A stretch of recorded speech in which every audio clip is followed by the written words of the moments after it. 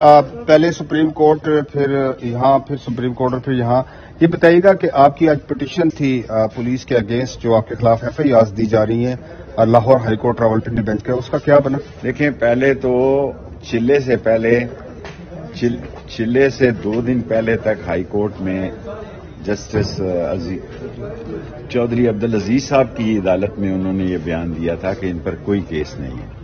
جب میں آیا ہوں تو 20 میں میری ابھی عبوری ضمانتیں ہیں، کل اے ٹی سی کی عدالت میں فیصلہ ہوگا۔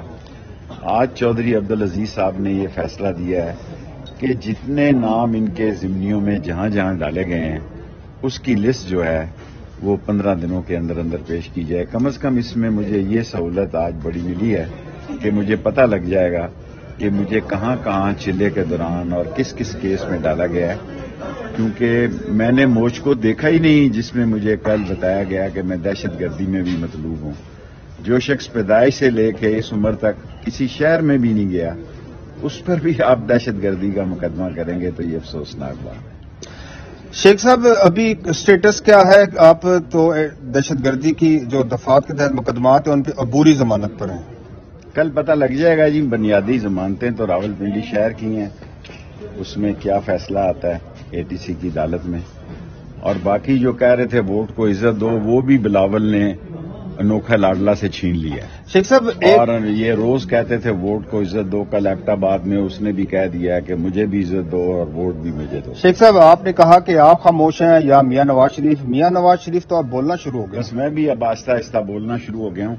1 جنوری سے انشاءاللہ میں پاکستان کے تمام پریس کلبوں کا دورہ کر رہا ہوں، کیونکہ 15 دنوں کے اندر لسٹ آ جائے گی کہ میں کہاں کہاں مجھے کیسز میں ڈالا گیا ہے۔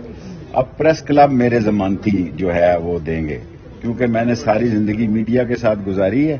سو اب میں اسی پریس کلب میں جاؤں گا جہاں میرے پہ کیس ہوگا اور جہاں وہ ضمانتی کا انتظام۔ آپ کے اگینسٹ اپوننٹ کا کہنا ہے، وہ کہہ رہے ہیں کہ آپ کو الیکشن میں کنٹیسٹ نہیں کرنے دیں گے، ایسی صورتحال ہے؟ اللہ کا فیصلہ ہے کون کنٹیسٹ کرتا ہے کون نہیں کرتا، کل کس نے دیکھی ہے؟ ایک دم آتا ہے دوسرا دم نہ آئے، یہ اللہ کا فیصلہ ہے۔